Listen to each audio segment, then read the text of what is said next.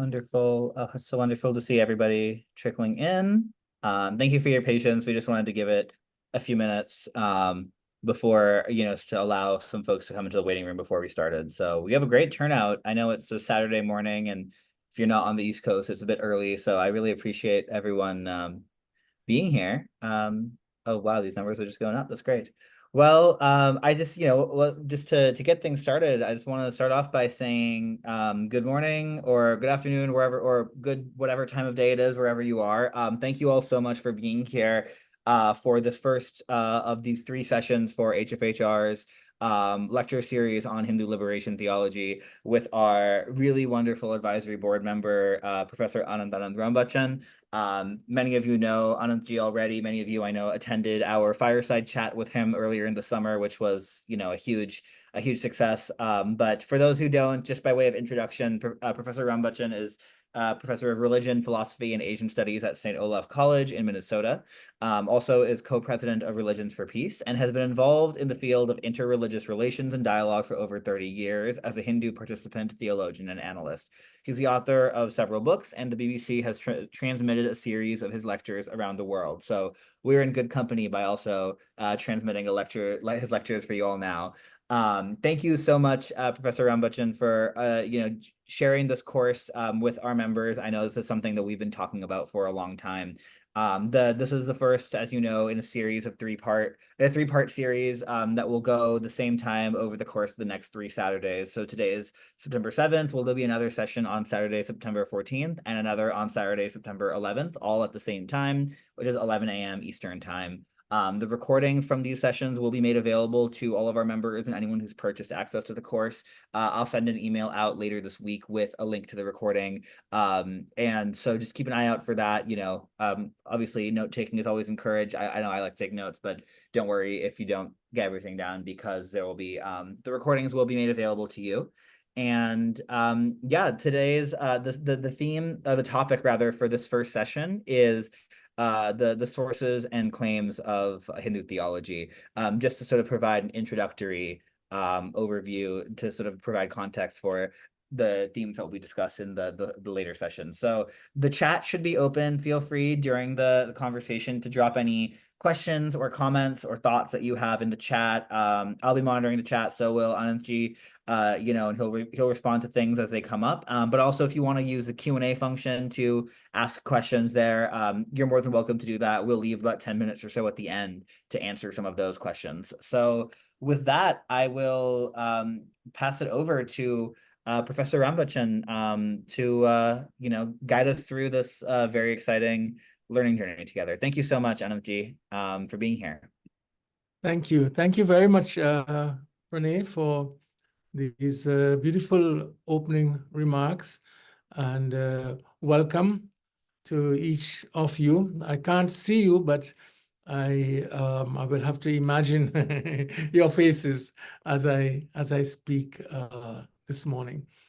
Let me express my gratitude to Hindus for Human Rights, to Sunita Vishwanath, and to Pranay for conceiving this workshop, and for Pranay for doing all of the background work and all of the technical arrangements that are needed for having us together this morning. So it's a joy, it's a delight to be with all of you. Thank you so much for joining. As Pranay said, for some of you it may be very early, but I was telling Pranay that at St. Olaf I always taught the 8 a.m. class, which was the first class of the day.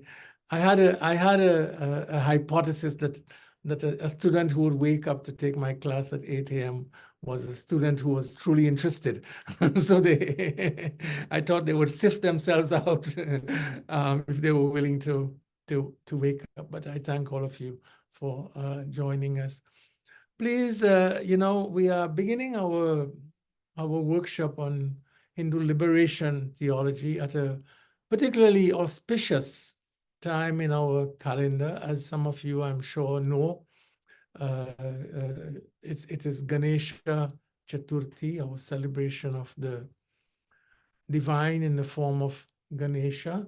And I would like to begin with a mantra to Ganesha, but two mantras following that. One is a prayer for our time together, our class, that our discussion would be vigorous and it would be fruitful, and that we will not misunderstand each other.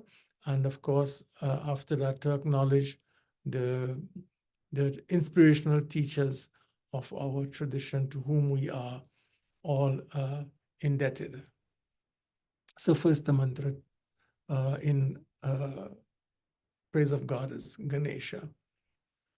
Om Vakratunda Mahakaya Suryakoti Samaprabha Nirvignam Kurume Deva Sarvakaryeshu Sarvada. And secondly, for our class today, that we may understand each other, we may have vigorous dialogue, and that our conversation will be fruitful. Om Sahana Vavatu Sahanao Bhunaktu Sahaviryam Karavavahai Tejasvinavadhitamastu Ma Vidvishavahai. Om Shanti Shanti Shanti. And in honor of our lineage of teachers. Akhanda Mandalakaram Vyaptam Yena Characharam Tatpadam Darshitam Yena Tasmai Shri Gurave Namah. So once again, thank you, and it's a joy and honor to be with you. As Pranay said, we are recording, and I will, from time to time, with his help, look at the chat to see if you have any ongoing questions on the material that I'm covering with you today. I was looking a little at some of the responses to the ad, if I would use that word, that Pranay put out on Facebook and Twitter for this workshop on Hindu Liberation Theology. And there were some interesting responses, but I just wanted to identify two of the responses and to make a very brief comment. One treated this workshop, this class that we are having, with some strange humor, and in fact described the topic as a funny topic, because this person said that there is no need to speak about Hindu liberation theology. Hinduism is about liberation. So that is one response. Perhaps there were others, with a similar thought, which unfortunately showed a lack of understanding about what we are about to speak, what we are speaking about today, to dismiss the topic without understanding what exactly is our theme, what is our focus, and why the necessity. So I want to address that in a moment.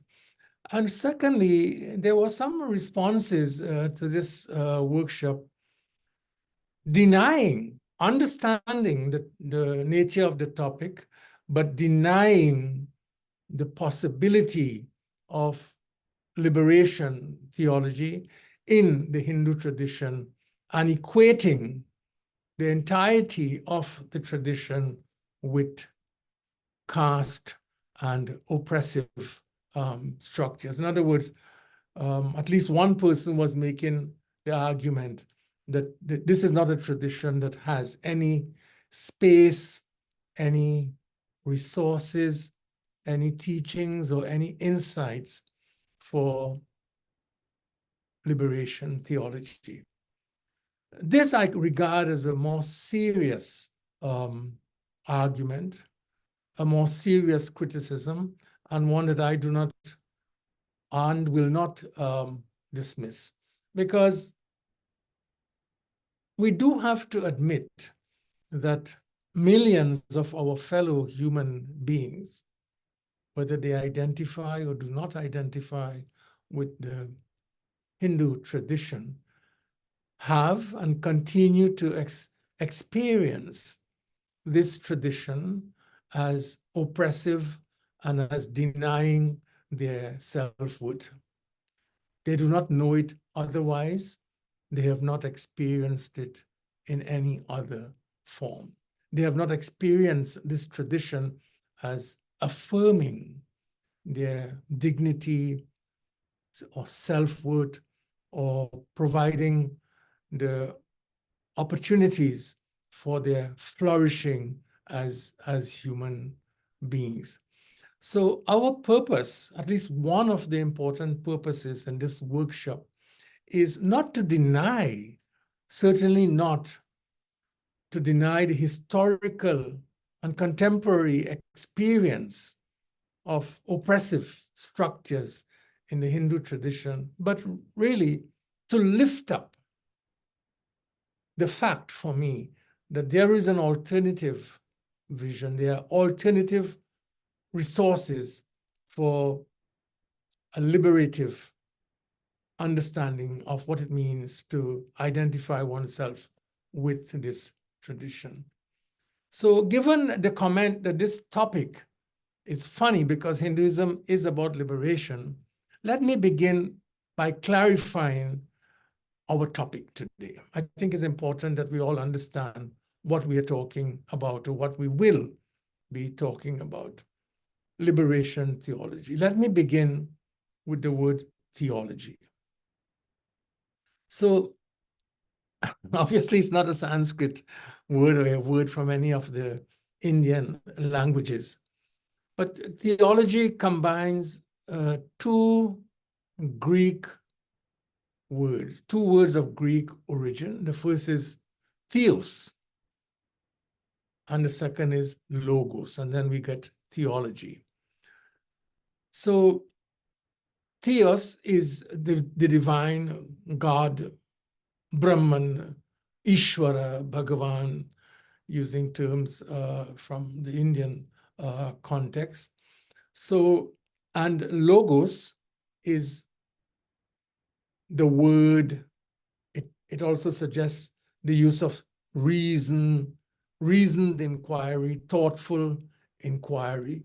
So in its simplest sense, theology is systematic inquiry into the nature of theos, into the nature of God.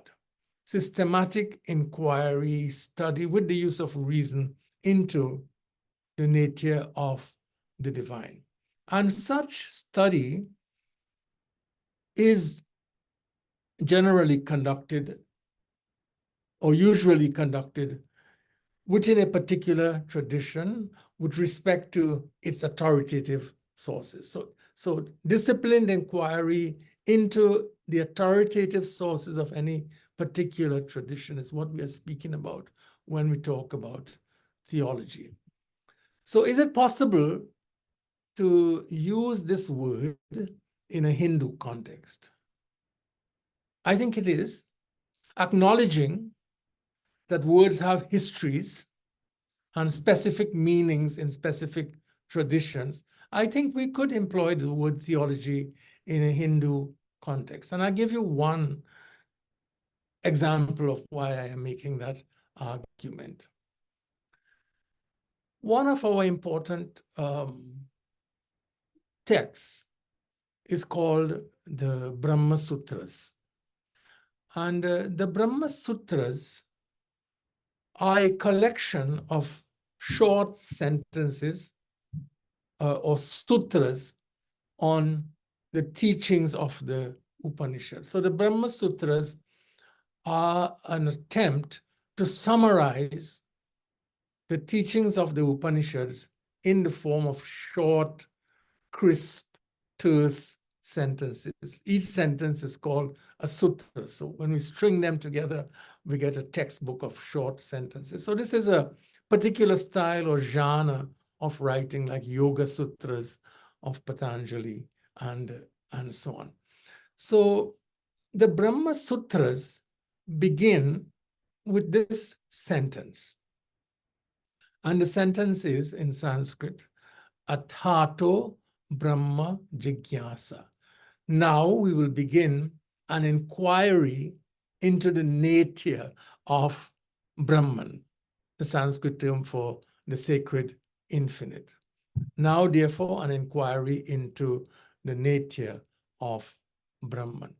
So here's a clear statement of what theology is, an inquiry into the nature of the absolute, infinite, sacred.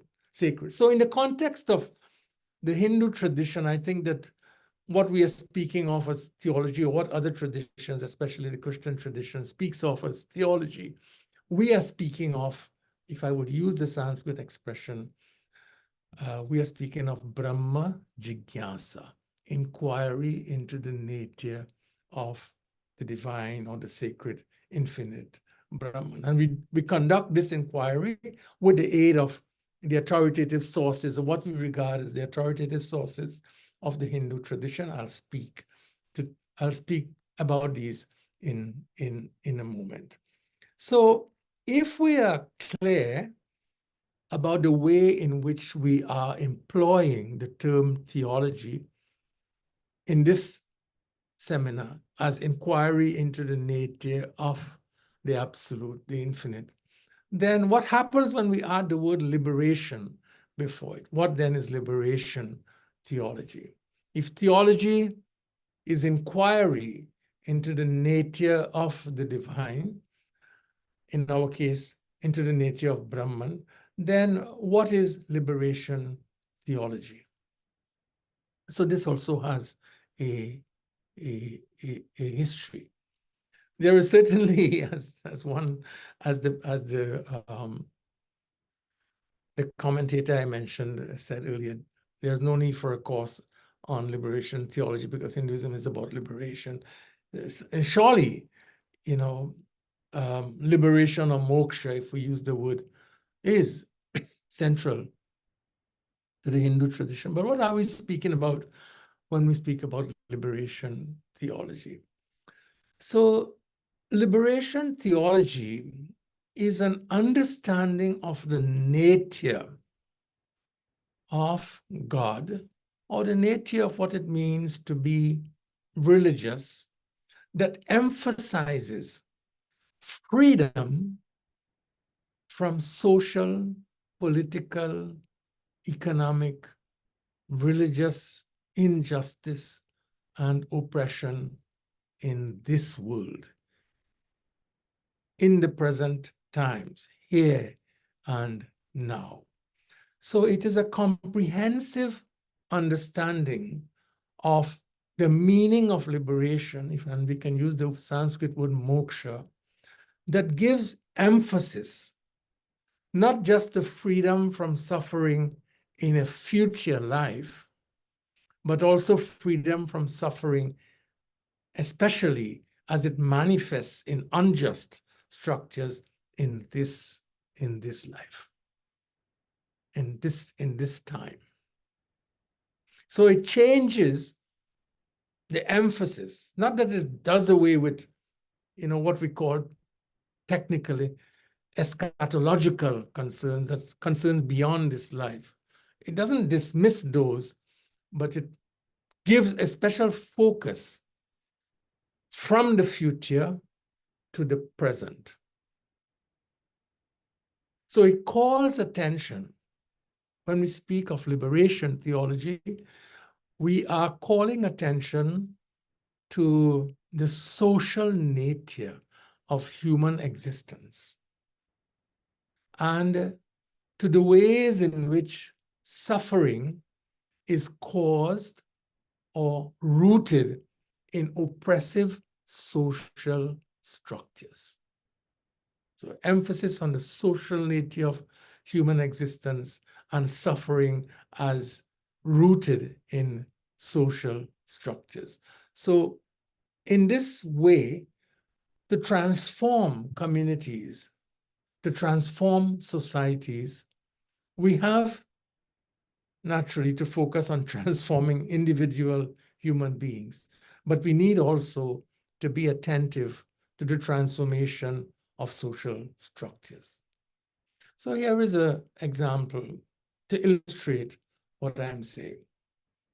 So the apartheid system of South Africa, for example, was not merely, it was, but it was not merely an expression of individual personal race prejudice or racism.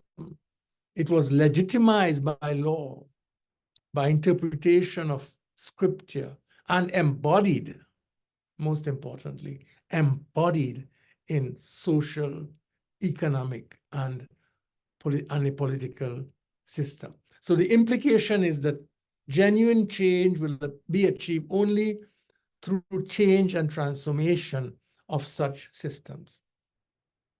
It is possible, and in many traditional ways, we see this, that people can be good within oppressive social structures. They can be charitable, they can practice good interpersonal relationships within the framework of a very oppressive social systems. But liberation theology wants to get to transformation of the social system.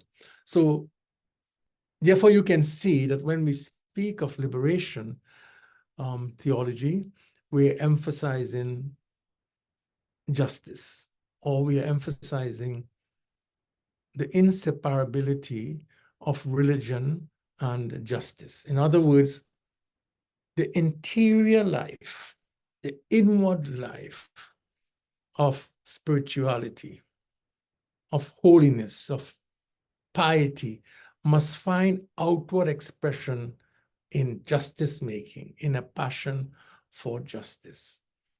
If we are committed to liberation theology, we cannot be attentive only to the cultivation of an inward spirituality that ignores the reality of suffering and injustice all around us. These two dimensions must mutually nourish each other. Without concern for justice, personal piety, personal spirituality becomes, in a way, obsessively self-centered. I close my eyes, I shut my attention off from the world, I close the doors of my temple or my shrine to what is happening outside. And at the same time, attentiveness to the inward life, to the cultivation of the interior spiritual life, must nourish and provide motivation for the work of justice. These two mutually nourish and are mutually interrelated. Justice, it must be emphasized, is not simple charity. It can't be equated with charity. Charity is not unimportant. It seeks to offer relief and care to those who are the victims of injustice. But justice seeks to change and transform the structures that cause suffering. There is a history to liberation theology, especially in the Christian tradition. It got a special boost in the early 1960s, 1962 to 1965, when the Catholic Church convened the Second Vatican Council.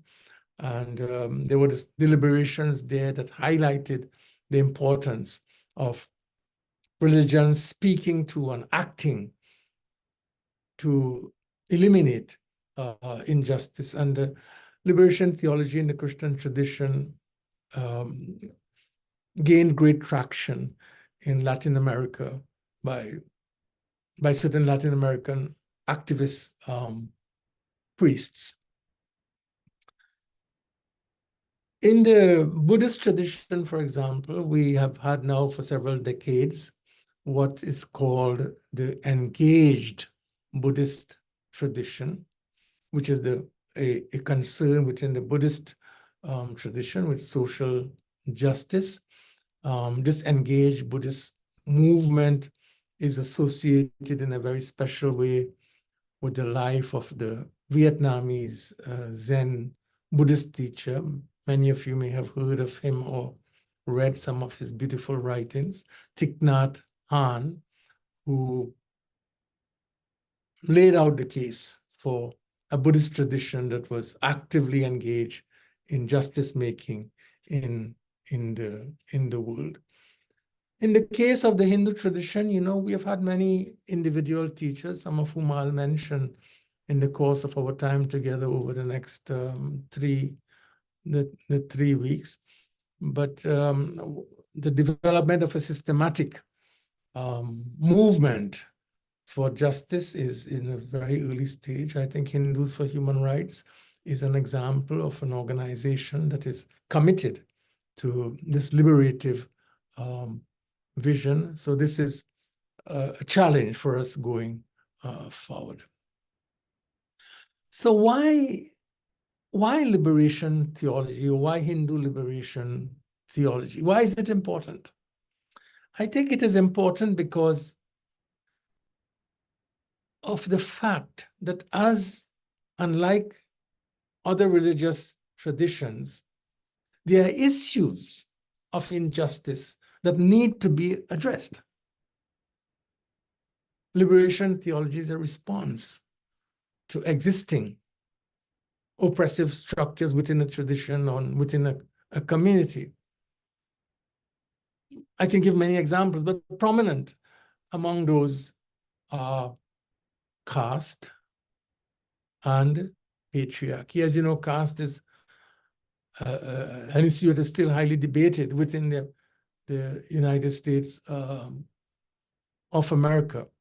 And I think it's unfortunate that in both of these areas, the struggle against caste and the struggle against patriarchal structures, it is unfortunate that in both of these areas, the argument and the struggle for justice are often disconnected from the Hindu tradition. In other words, those who are at the forefront of the struggle, many of them, are not doing it from a place of meaning within the Hindu tradition or drawing deeply from teachings articulated in this tradition. Perhaps they don't think that the tradition provides any kind of deep grounds for contesting or challenging the oppression of caste or patriarchy. So what we see is that in the case of caste oppression, many seek liberation, not through engagement with Hinduism, but sometimes opting out of religion entirely or converting to other traditions and carrying on the struggle from within those traditions. So it is instructive that the largest number of converts in India from the broader Hindu tradition to other traditions come from oppressed groups, the so-called untouchable castes, self-named as Dalits. The most famous convert, Dr. Bhimrao Ambedkar, felt hopeless about the possibility of social liberation through Hinduism, publicly renounced the tradition, and with almost 3 million followers, embraced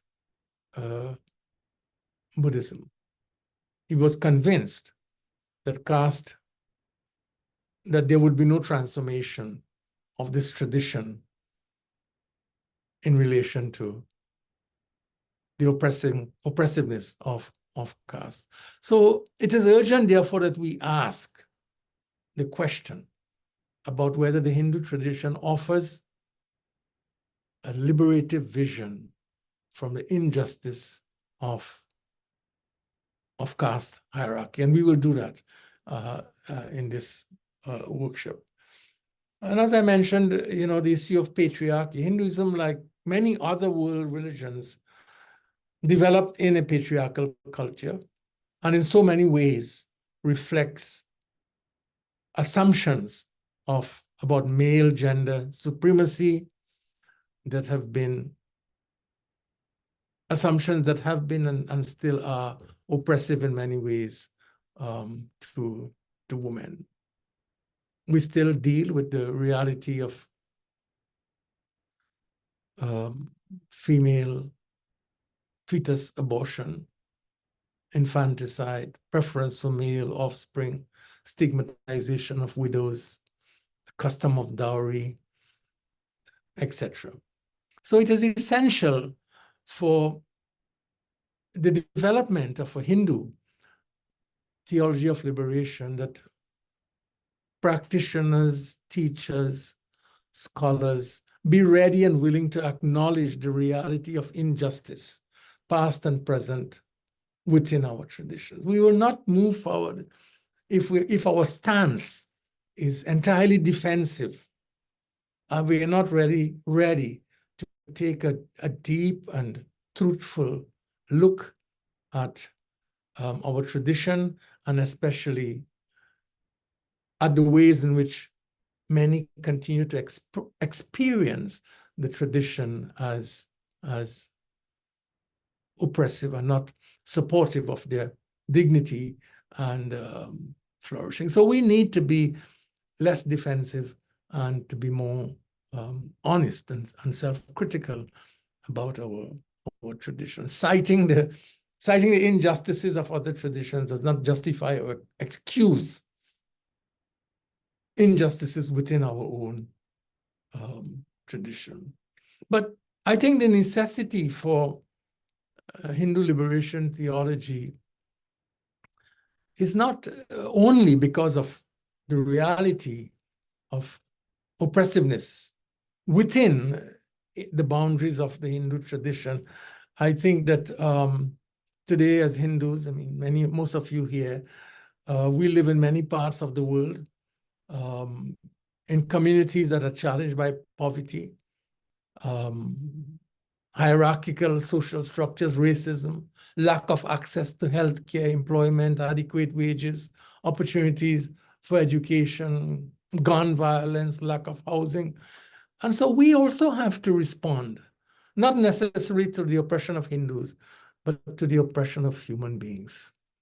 Wherever, whenever this occurs, whether it's in the United States of America, in India, or elsewhere. So the development, in other words, of a Hindu theology of liberation is necessary to equip us to speak meaningfully for a world in which every human being has the opportunity for dignity, for growth and development, and for realizing the fullness of her or his potential. In the development of a Hindu theology of liberation,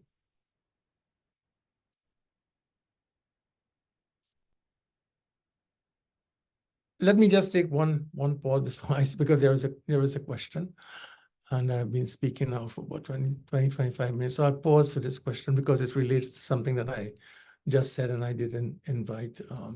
So this question, I'm reading it now for the first time. I understand why inward spirituality needs to be attentive also to outward issues of justice. But why does social justice need spirituality? Can social justice work not exist without a religious and spiritual dimension? Or to ask it differently, what does social justice work gain from being rooted in inward spirituality? And it's an excellent question. So I spoke about, the question is coming out of my point about the relationship between spirituality and justice, the inward and the outward, if we would put it in that way. So first of all, I do not think that Anusha, that social justice work must only be rooted in a spiritual way of being or a spiritual understanding of the world. In fact, there are so many people and there are so many organizations that are engaged in the work of social justice that are not acting from any religious place of meaning. And I admire that. I admire people who are committed to that work, and who might not necessarily be doing it from any theological spaces. But I think that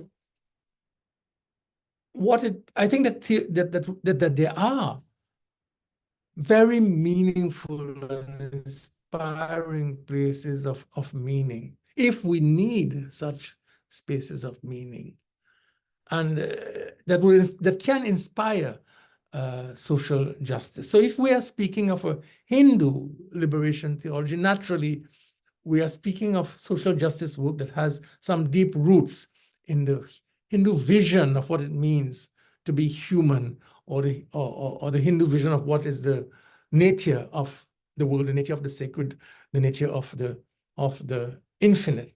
And there are some of us, who need that meaning, who are deeply rooted, committed to a religious meaning for human existence, and who want to act for justice from those places of meaning. But to answer your question, I don't say it is not possible to be a social justice activist outside of the boundaries of religion. But I think it gives a deep inspiration. And gives sustainability, and occurs within the context of a larger and deeper meaning of what it means to be human. But thank you for that question. So quickly, because I'll be answering these questions as we go along in the next couple of classes. What are the challenges? What are the obstacles to the development of the liberation theology that I am speaking? What resists it? What are the places of resistance within the Hindu tradition? And what are the teachings that may stand in opposition to the development of Hindu liberation theology?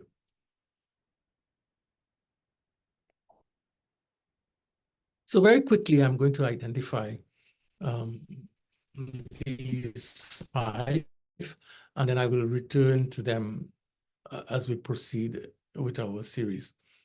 First of all, I think social justice requires that we take life in this world seriously. The suffering matters.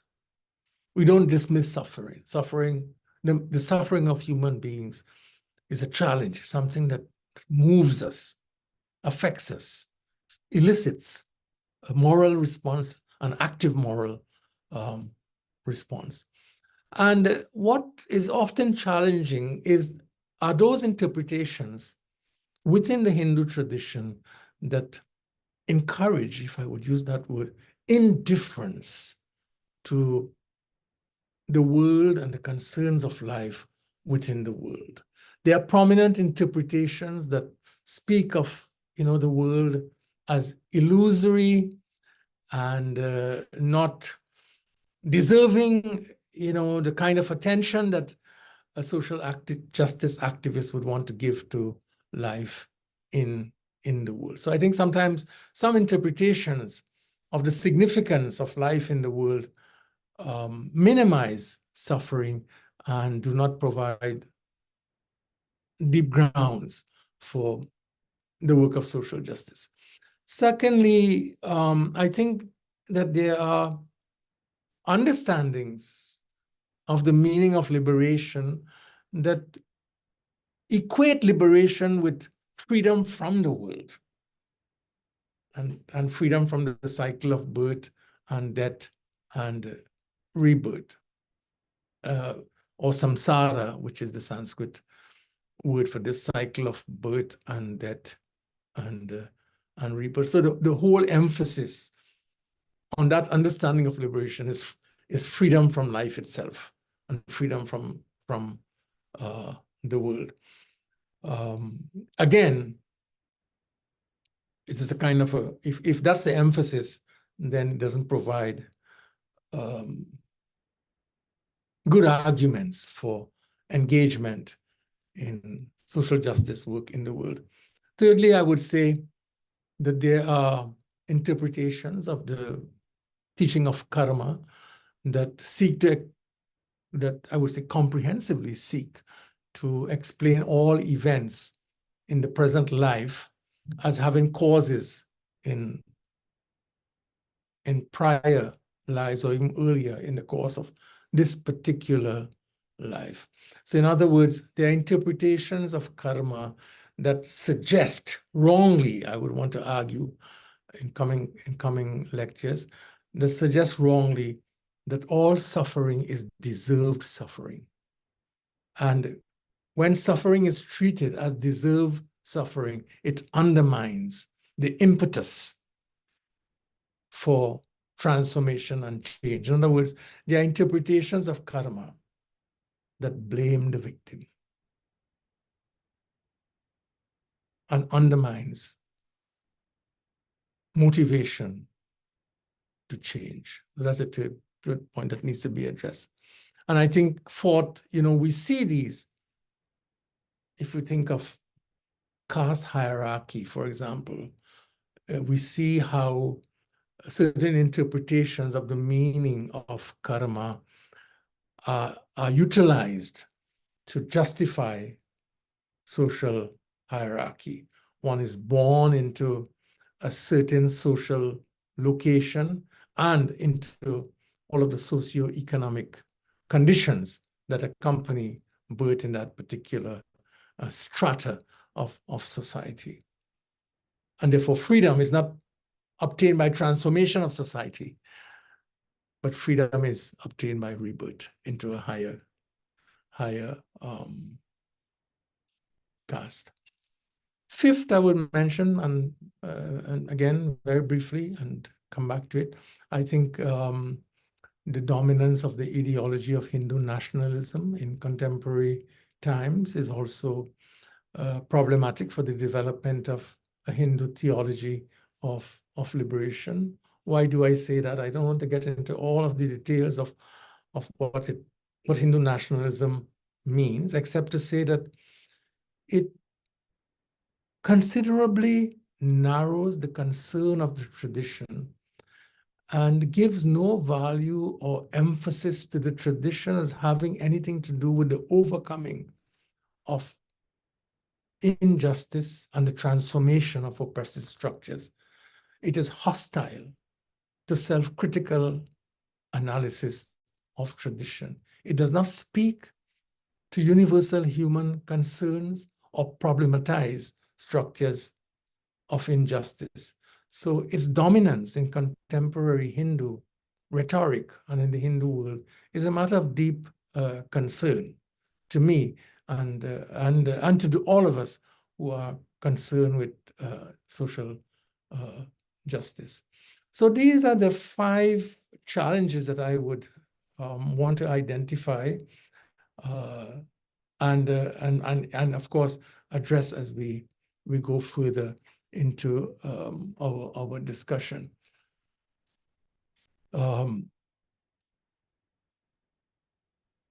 Now, the question that I'm keeping an eye on the clock also, but what are the sources? Where do we look within the Hindu tradition to find the resources, the theological resources for Hindu liberation theology? It's a question that all traditions who are interested would ask. What are your authoritative sources? Where do we look to find? And there are a number of sources that I would want to identify. One is, I'd like to say a word about each one. We'll see where we are in a moment. But in Sanskrit, there are Sruti. Secondly, Smriti. Thirdly, Sadachara. Fourthly, I would add Atma Santosha. So Sruti, Smriti, Sadachara, and Atma Santosha.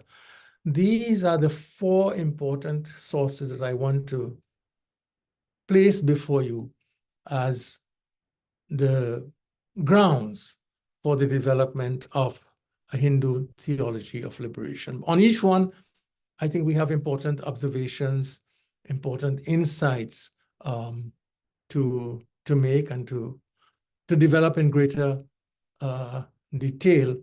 But perhaps I think it's almost 10 or 50.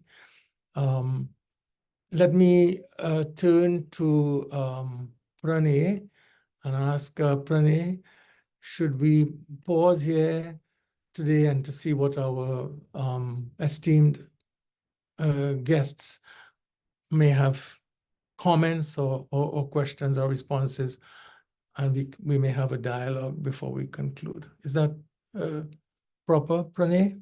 I think that sounds wonderful. And I know some folks are asking for a written list of some of these terms and text Yeah. highlights. Someone had messaged me asking if we could put together maybe like a Sanskrit to English glossary. So I think that would be a great idea, and that can be something that we send out maybe ahead of the next Yes. session. Yes. I know that I'm using many terms, and some of these might be unfamiliar to you. I hope that as I'm speaking, I'm clarifying the terms, but I certainly appreciate that you think there's a need for a resource with the list of terms and English approximations. We can certainly get that with Pranay's help done. Absolutely.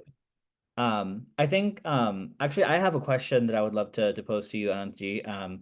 And which is just given that I think today's lecture has been more of a general framing to, I think something that I would love to personally hear about and might be useful for others as well is like unpacking a little bit of like, I think you've made a very good case for why we should have like the need for liberation theology and like the need to like to work within a Hindu tradition to break down these oppressive traditions. But I think there's also a question that often gets raised about like what like the idea of Hinduism itself, because Hinduism not being like as clearly defined of a monotheistic religion, right, in the way that even Christianity or Islam or Judaism is.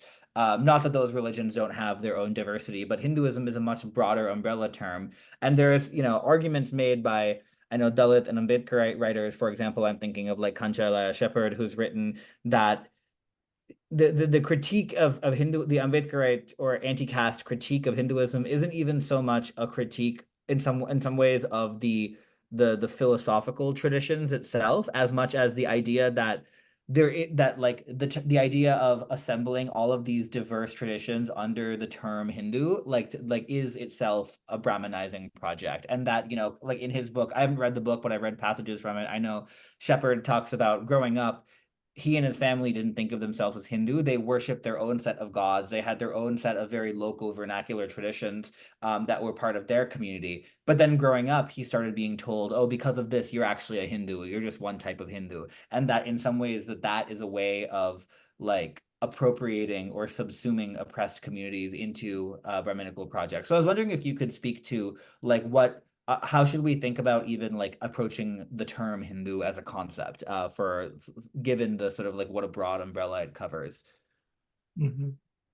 No, that's excellent point, Pranay. Let me respond by saying a number of things. First of all, I mentioned, Hindu nationalism, or the approximate term is Hindutva. And one of the difficulties of Hindu nationalism is the way in which it chooses, or its exponent, for example, Vinayak Damodar Savarkar, the way in which he chose in his exposition of Hindu nationalism to include Sikhs, Jains, and Buddhists, and to name them as Hindus. And as you know, and rightly so, this kind of homogenizing and naming, choosing to name these traditions in ways that practitioners of those traditions might not be comfortable with, is itself, as you suggested, an act of oppressive inclusion or minimization of the distinctive identity of those traditions. So that's quite true. Your point is very legitimate. I think that every group, every individual has to, we respect the dignity of others by respecting their right to self-definition. And so we must never employ the term Hindu or Hinduism in ways in which others find it to be a denial of their freedom to choose ways of defining themselves. So how do we use the term? I think we do have to be very, very careful, because part of the problem here, Pranay and others, is that we are employing a term that really has a geographical origin. The word Hindu was not used in its original sense to describe a distinctive religious community, but it came from the name of a river. It was one of the many pronunciations of the name of the Indus River. Sindhu was another. So it described people living in the territories drained by this river. And we assume that even at that time, those were very diverse communities. There was not a homogeneous religious community. And therefore, I think we should, if we have to use the term, we will use it as describing a family of traditions that have some geographical proximity, but having very distinctive identities.